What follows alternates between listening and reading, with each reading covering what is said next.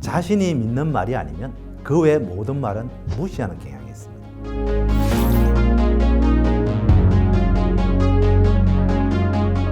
꼰대의 근거는 대체로 과거에 기초합니다.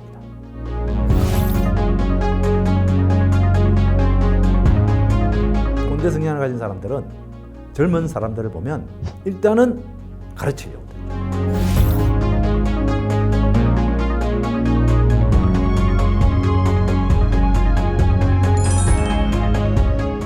네, 여러분 반갑습니다. 인제대학교 사회복지학과 이영원 교수입니다. 네, 지난 시간에 꼰대에 대해서 잠시 알아봤습니다. 꼰대의 3대 멘탈리티를 이야기했는데 사고의 경직성, 공감력 부족, 강한 인정 욕구가 있었죠. 이 세 가지 꼰대의 특징, 멘탈리티에서 비롯되는 10가지 꼰대의 구체적 특징을 오늘 말씀드릴까 합니다. 조직에서 꼰대 성향을 볼 때 이 10가지 특징이 많이 눈에 띄게 될 겁니다. 그러면 여러분들은 이분은 꼰대 성향이 있구나, 그 여러분들이 생각해 볼 수 있을 겁니다. 아울러 나 자신한테도 이런 요소가 없는지 또 한번 잘 생각해 보면 나 자신을 꼰대 기질이 아닌 합리적 사고주의, 문제 해결, 지향적인 성격으로 업데이트할 수 있을 겁니다. 네, 그러면 10가지 구체적 특징에 대해서 간단하게 한번 살펴보도록 하겠습니다.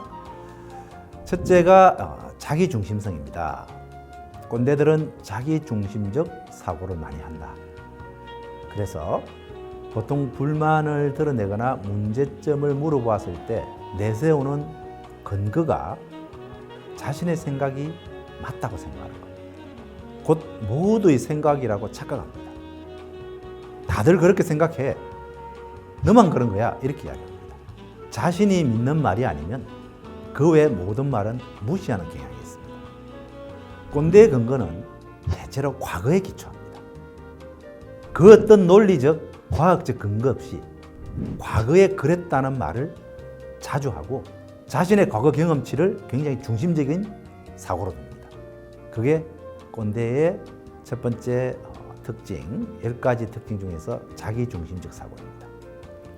두 번째는 흑백 논리의 왕입니다. 흑백 논리는 중간에 절충이 잘 없습니다. 하얗면 하얗고 까매면 까맣고 대부분 자신이 간섭할 권리가 없는 문제에 대해서도 오지랖이 굉장히 넓어서 꼰대 성향이 있는 사람들은 참견을 많이 합니다. 내가 시키는 대로, 내가 옳다고 믿는 대로 행동하지 않으면 무조건 문제가 있는 사람이다. 100% 문제가 있는 사람이다. 이렇게 봅니다. 그래서 그 사람의 도덕성, 능력 이런 것들을 깎아내립니다. 다 너 잘 되라고 하는 소리야. 나에게 맞춰야 너가 성공할 수 있어. 이런 편협한 생각을 반영을 하는 거고, 그렇지 않으면 전부 적이고 내 말을 따르면 무조건 나하고 같은 편이고 흑백 논리로 나눈다는 거죠. 저런 사람이 이런 면도 있고 이런 면도 있지, 이렇게 양쪽을 다 볼 줄 아는 시각이 좁다는 겁니다. 굉장히 이쪽을 보면 이쪽을 다 보고 이쪽을 보면 이쪽을 다 보고 이렇게 한다는 거죠. 자기 말만 좀 잘 따르고 시키는 대로 잘하면 굉장히 이쪽은 선이 되고 그렇지 않은 쪽은 악이 된다는 거죠. 그게 흑백 논리의 왕이고 꼰대의 두 번째 특징이라고 할 수 있습니다. 세 번째 특징은 무엇이 옳다, 옳지 않다를 따질 때 서열로 이를 결정합니다. 네 나이 몇 살이고 이렇게 많이 묻습니다. 자신보다 아래에 있는 직급의 사람들에게 본인의 말이 무조건 옳다 또는 복종을 요구합니다. 생각의 복종도 요구합니다. 내 생각을 따라라. 너 생각이 그게 경험도 얼마 없는 친구가 그게 맞냐? 이렇게 이제 이야기를 하는 거죠. 그래서 서열도 낮고 나이까지 어린 사람에게는 그 정도가 굉장히 더 심하게 꼰대 기질이 나온다는 거죠. 근데 우스운 것은 서열이야말로 진실의 거울이라고 생각하기 때문에 자기보다 서열이 높은 사람한테는 굉장히 비굴합니다. 그래서 강자한테는 약하고 약자한테는 강하고 이런 성향을 꼰대들이 보이기도 한다는 거죠. 그래서 오늘날 조직에서 이런 사람들을 보면 젊은 조직원들을 굉장히 싫어합니다. 갈등이 많이 생기죠. 네 번째, 무조건 주는 가르침입니다. 이것도 유교적 문화하고 굉장히 관련이 있습니다. 꼰대들은 자신보다 서열이 낮은 사람에게는 모든 방면에서 내가 낫다고 생각합니다. 그래서 무조건 가르쳐 주려고 해요. 그래서 어떤 전문직 종사자들도 꼰대와 함께 있으면 가르침을 받아야 됩니다. 자기가 그 영역의 전문가임에도 불구하고 취미로 한번 끄적여 본 건 역시 포함됩니다. 배드민턴 선수에게 내가 왕년에 배드민턴 좀 쳐봤는데 말이야 하면서 가르치려고 합니다. 나중에서 그 친구가 배드민턴 선수였다는 건 알고 더 이상 가르쳐 주려고 하지 않았다는 재미있는 이야기가 있습니다. 무조건 상대가 어떤 사람이든지 상관없이 가르쳐 주려고 하는 특징이 있다는 거죠. 다섯 번째는 성과는 모두 내 덕이다. 팀에서 성과가 나오면 무조건 본인이 낸 성과라고 이야기합니다. 심지어 어떤 프로젝트를 자기가 보지도 않았는데도 같은 주장을 합니다. 내 좋은 덕분이다. 그봐 내가 뭐라고 그랬어. 등 듣는 사람 처지에서는 정말 황당하기 그지없는 자기 공을 내세운다는 거예요. 얼마 전까지만 해도 그게 될 것 같냐? 될 리가 있나 그게? 이렇게 했던 사람이 성과가 나오면 180도 바뀌어서 내가 조언해줘서 그런 거 아니야? 하면서 자기 자신이 능력 있고 다 잘 되면 내 덕이라고 생각한다는 거죠. 그래서 회사 내에서 보면 약한 사람한테 강자로 군림할 때 조그마한 성과, 자기 성과로 다 가져가서 윗사람한테 인정받으려고 하는 성향이 강한 사람들은 꼰대 성향이 굉장히 강하다고 볼 수가 있습니다. 그 다음이 여섯 번째가 라떼는 말이야 하고 연관되는 특징이라고 볼 수가 있죠. 왕년에 내가 말이야 자기 주자, 자기 자랑 그건 멈추지 않습니다. 자기의 무용담 끊임없이 털어놓습니다. 지식과 경험을 자랑하는 거 좋아하고 별로 대단하지 않는 일도 엄청나게 뻥튀기 해가지고 대단한 것처럼 포장해서 말하고 자기 자랑질을 합니다. 그래서 나를 존경해라. 내가 이런 사람이야. 이런 것을 은근히 의시되고 내세운다는 거죠. 이야기를 듣다 보면 대개는 오래된 과거 이야기입니다. 지나간 이야기입니다. 아무도 공감하지 못하는 이야기를 혼자서 끊임없이 쏟아내기 때문에 이런 경향이 있는 사람과 하고 시간을 보내는 건 정말 고역이죠. 왕년에 말이야 내가 이런 이야기를 하는 사람들하고 한두 번 관계와 교류를 해본 사람들은 그 사람과 이야기를 잘 하지 않으려고 합니다. 우리 조직 문화에서 요즘 신입 젊은 직원들은 자기보다 직급이 높은 사람들이 이런 성향을 딱 보면 이야기를 안 하려고 할 뿐만 아니라 관계도 오래 안 하려고 하고 그렇기 때문에 이러한 사람들이 회식을 하자 할 때는 극구 회피합니다. 아무 일이 없어도 다른 약속이 있다, 중요한 약속이 있다 그러고 안 하려고 합니다. 회식을 절대로 같이 안 하려고 합니다. 왜? 회식하면 이런 이야기로 점철됩니다. 그래서 평상시에 이 부하 직원과 상사가 어떻게 교류했느냐 따라서 회식도 그 참여와 질이 달라질 수 있습니다. 그래서 평상시에 꼰대 성향을 많이 보인 사람은 회식을 하면 사람들이 많이 안 온다는 거예요. 자, 일곱 번째인데요. 꼰대들이 아마 가장 많이 사용하는 도입부가 요즘 애들이 말이야 이렇게 이야기하는 겁니다. 항상 근거 없는 말들을 달고 사는데 반박하기도 힘들어요. 그래서 반박을 하면 제대로 알지도 못하는 게 그러면서 굉장히 싫어합니다. 그 반박을 듣지도 않을 뿐더러 옳고 그름을 따지는 기준 자체가 무조건 자기한테 맞춘다.